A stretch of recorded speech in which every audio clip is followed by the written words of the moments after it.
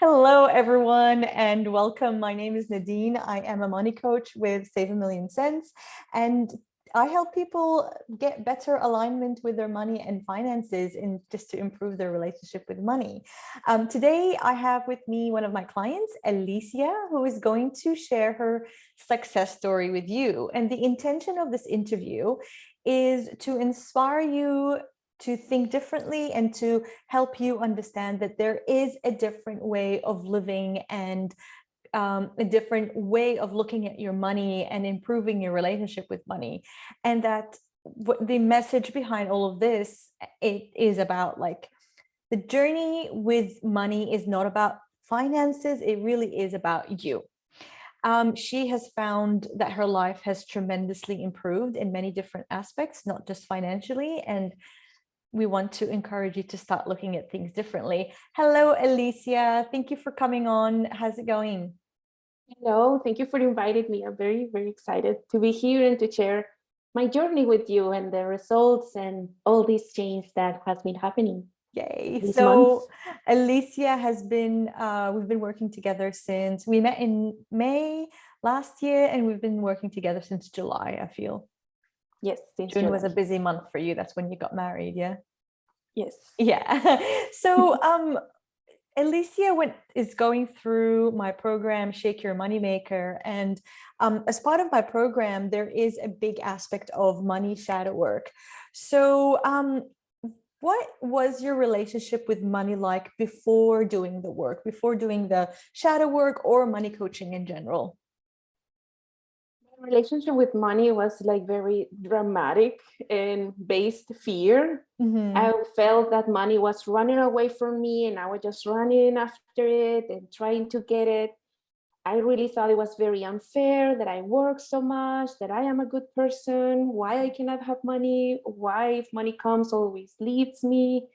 It was like a very confused relationship with money. I didn't understand how people has money, how have money, how other people don't. Yeah.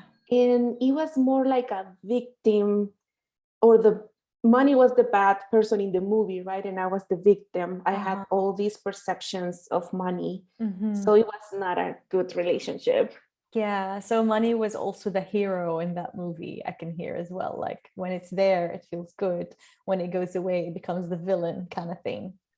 Yes. And I never know when the money was coming or when it's Mm-hmm. there. I didn't understand. It was very confusing, very frustrating. Yeah. And I was blaming money to many things in my life. That's why I'm not satisfied. That's why I don't feel loved and safe and supported. Mm. But when you say money, like you don't know when money is coming, like you do have fixed income. You are working, like you are an employee, and you do actually know when you're getting paid. And that's not what you're referring to, right? Yes. So because I could tell that money was coming, Mm-hmm. but money left as Yeah. well. Oh, I see. Yeah. So it is like even the money was coming or I was having an income, I didn't feel safe with money coming.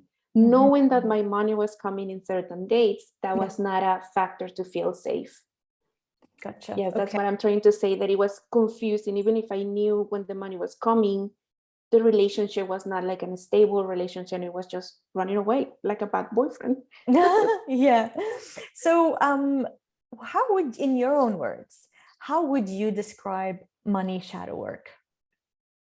Money shadow work for me is to be very honest with myself and Mm-hmm. see the things that I don't want to see, Yeah. and be very honest, remove the story that I'm putting on those things, Yeah.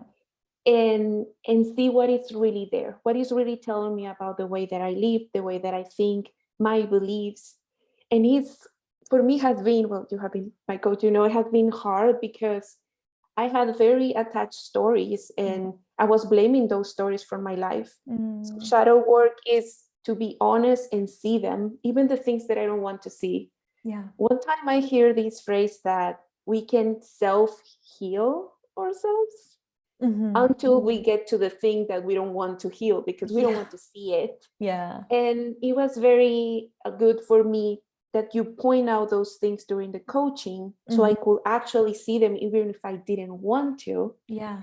And then be aware, see the consequences of being attached to that story, because there is an attachment, and then decide and be intentional.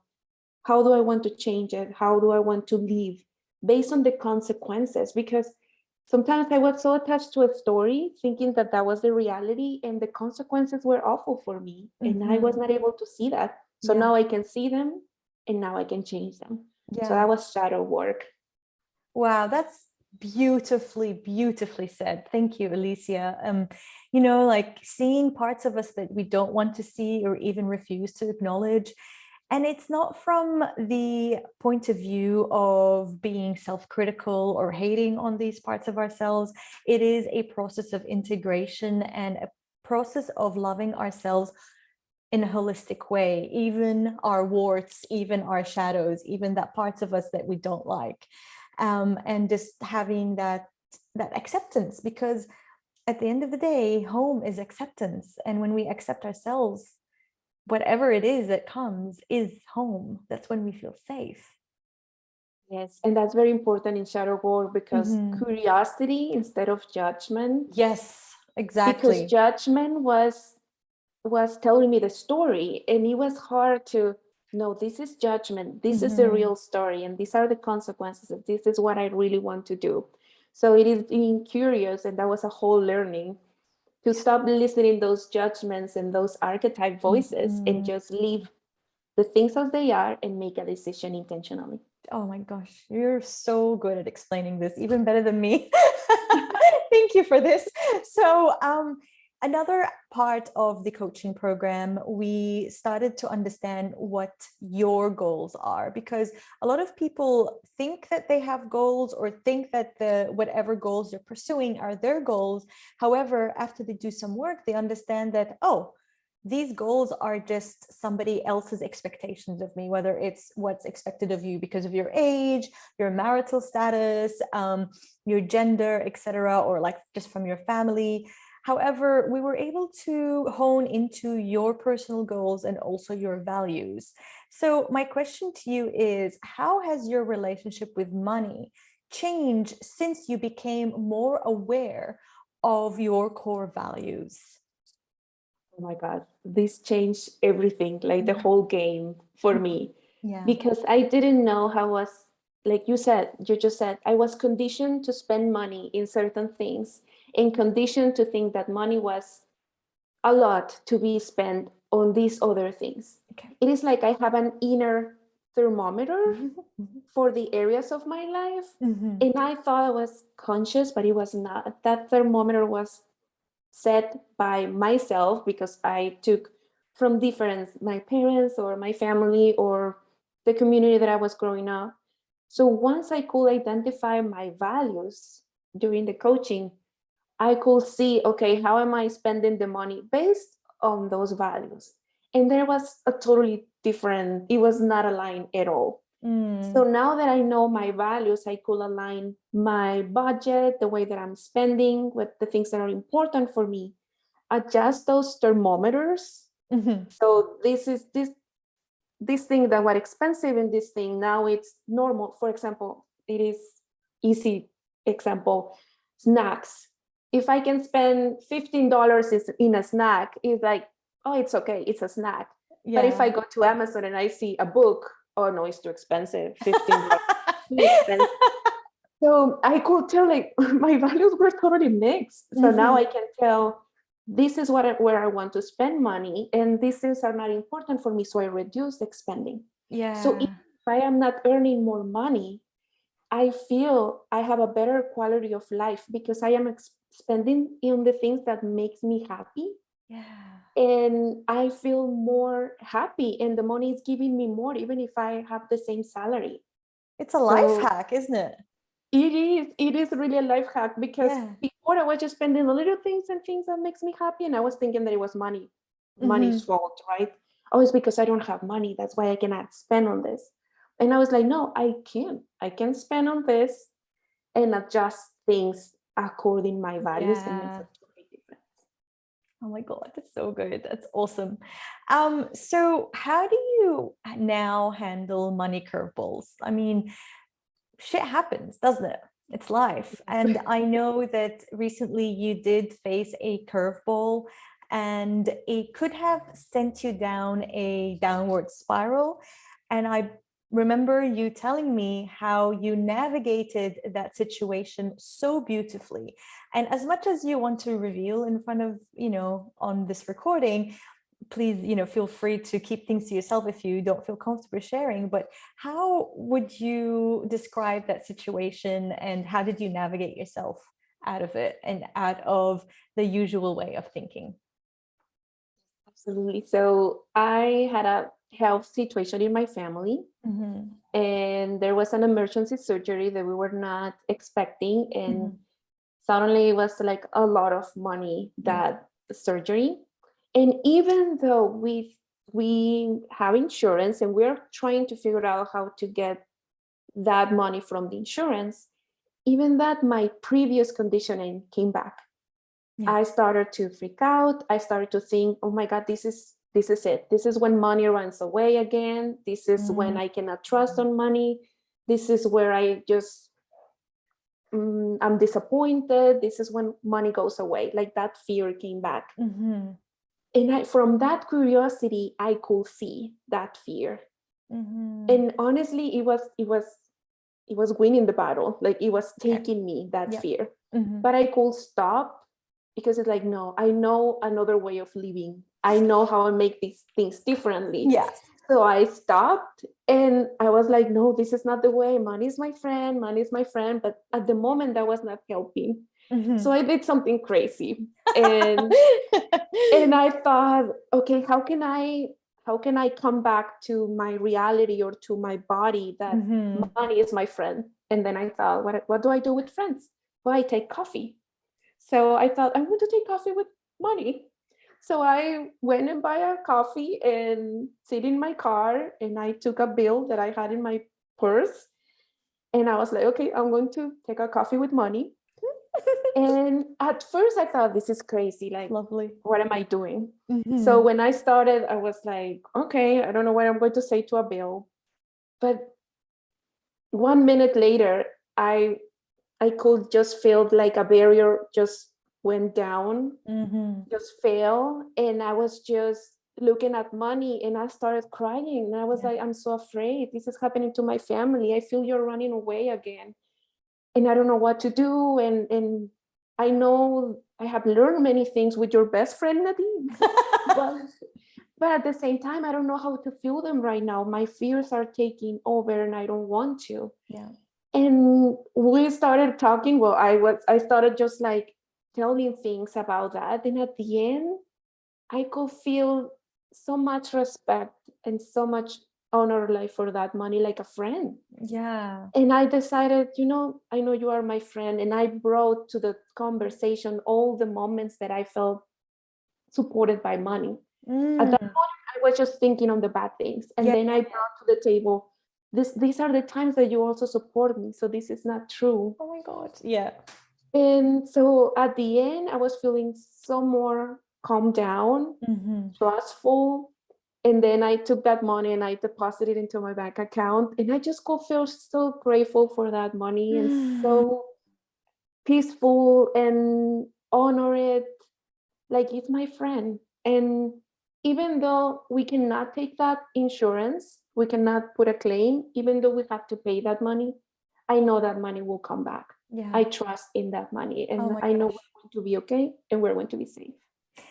Full disclosure, this is not something that I taught Alicia to do. It was out of her own creative mind. And when she told me about it, she was like, I think I did something crazy. And I was like, what? I think you did something exemplary and brilliant and fantastic. And I could not believe it. She over exceeded any expectation I had. And I have personally never sat down with a bill and had a conversation with it. I think I'm going to do that. And why not? Why don't we all do that? It sounds like a very different experience. And, like you are a very level-headed, logical person, and your spiritual nature is also beautiful. And you were able to combine your practical side with your spiritual side with that little money date that you had. So that's fucking brilliant. Fantastic. So when you mentioned that money is your friend, what do you mean with this? Tell us about this new friendship that you have with money. I feel that money is, instead of running away from my dreams, and I was not allowed to have dreams because I don't have money. Yeah. Now I feel money, it's a friend that it's support my dreams. Yeah. It's like a good friend that I go there and, you know what, I want to do this. And instead of, no, you cannot do it because you don't have money. Mm-hmm. I hear, okay, how can we make this possible? How can we afford this? And we start to looking for ways to afford it. So it is a more trustful relationship. And also the way that I spend money is different because it's like a friend. When you have a friend, you take care of it. Yeah. You don't take care of it from an energy of scarcity, like, no, I don't want to spend you because you're not going to come back. Mm-hmm. It's more like, I want you to be spent in something that you know that makes me happy and we both will be happy. Yeah. So I'm starting to take care of money from a different perspective, an Different expansive energy. perspective. Mm. Yes, instead of the scarcity mindset. Mm-hmm. It's like, having that friend and you're like, you're not allowed to go anywhere. You're my friend. You're not allowed to go anywhere. And that just creates resentment and like really icky feelings. Whereas you're more, I know you're my friend. I know if you go, you're going to come back. And, It's a way also to support. It's like, okay, money as a friend, this is a cause important for me. This is something that is important for me in the world, and I would like to support it. So it's like a friend, yes, let's do it. Let's go together. So it is more like a partnership. Oh, that's so cool. That's really, really cool, Alicia. That's so creative. So how is your life actually different? So we talked about all the intangible things that are very important, like the intangibles are as important as the tangibles. But let us talk about more noticeable and tangible changes that have taken place in your life.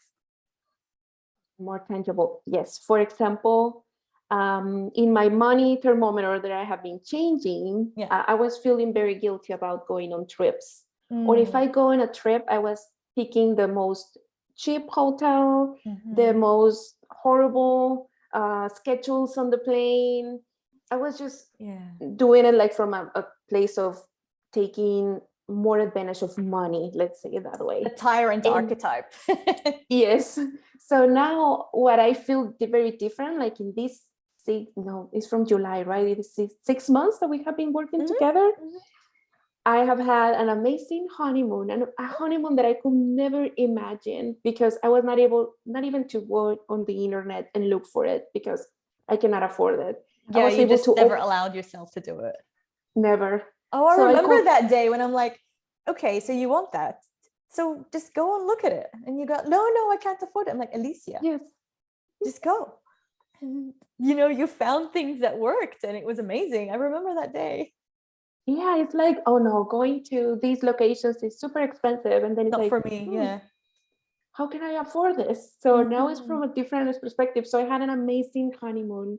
Decoration of my place was something that was zero. I will never buy anything from decoration because I was too shallow. I was wasting money. And now I'm renting this house with my new husband. And I could have, okay, this is my office, and I could decorate the office, the things that are meaningful for me. For example, this frame, this is the picture that I took in Sedona, and it's very important for me. And I was like, why am I not going to have it in front of me all the time? But for me, buying this in the past would be like, oh my God, why you are wasting money or all this guilt. And now I bought this and it makes me happy. So now I'm living in a very safe place. I'm not thinking that money will run away. I'm operating for a safe place. I am saving a lot of time instead of looking for the most cheaper thing, saving $1-2. Now I understand that time and energy are also on the game. And I would like to make the best use of them. So life is totally different now. Money being my friend, it is a different way of living and make decisions. Yeah, and everything's possible now. Everything is possible.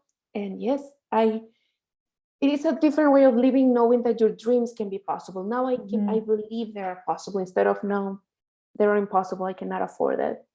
And that without earning more money is the same amount of money.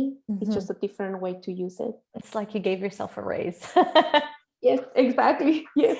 I remember one of the things that you had mentioned during our one of our sessions. You said that your relationship with money has nothing to do with how much money you ever made. So, like, it was worthless to think that if you earn more money, you're going to be better at money, or it will be a better thing. But your relationship with your finances has changed even with the same amount of money, as you just said. Can you please elaborate on that a little bit? Yes. And I could experience that because I thought that a promotion or another job will make me feel safer. So Mm. last year, no, now 2 years ago, I changed my job and I had a more salary.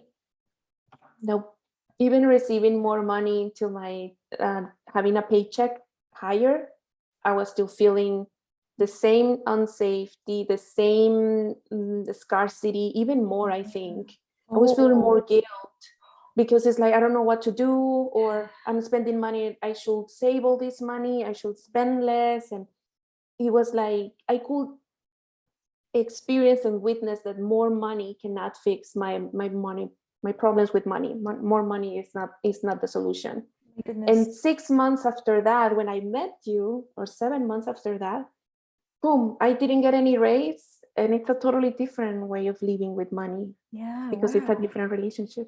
So what I'm hearing is that when your salary increased significantly, your worries increased, not it wasn't the Yes. other way around, just because it was misaligned and not going in the right ways. It was just, oh my goodness, that's a big one. Yes. Well, that's really big. Well, all right, well, let's keep this short. I have so many questions, but we probably will have a part two.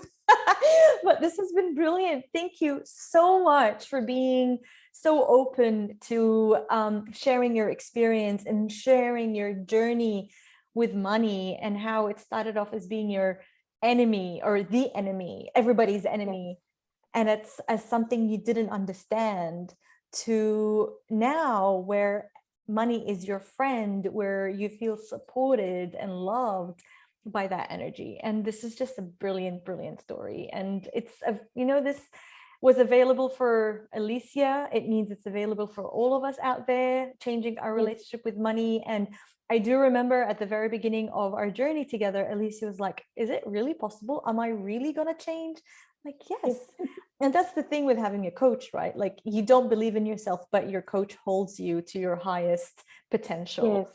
And it was certainly a pleasure coaching Alicia, and we're still working together. However, I did see that in her, and I see it in all of you, because it's not an impossible relationship to have, this peaceful, secure relationship with money where you don't feel like it's the enemy and you don't feel like you have to chase after it. So thank you again for your time, and yeah, see you everyone. No. Thank you for watching. Bye. Thank you. Bye.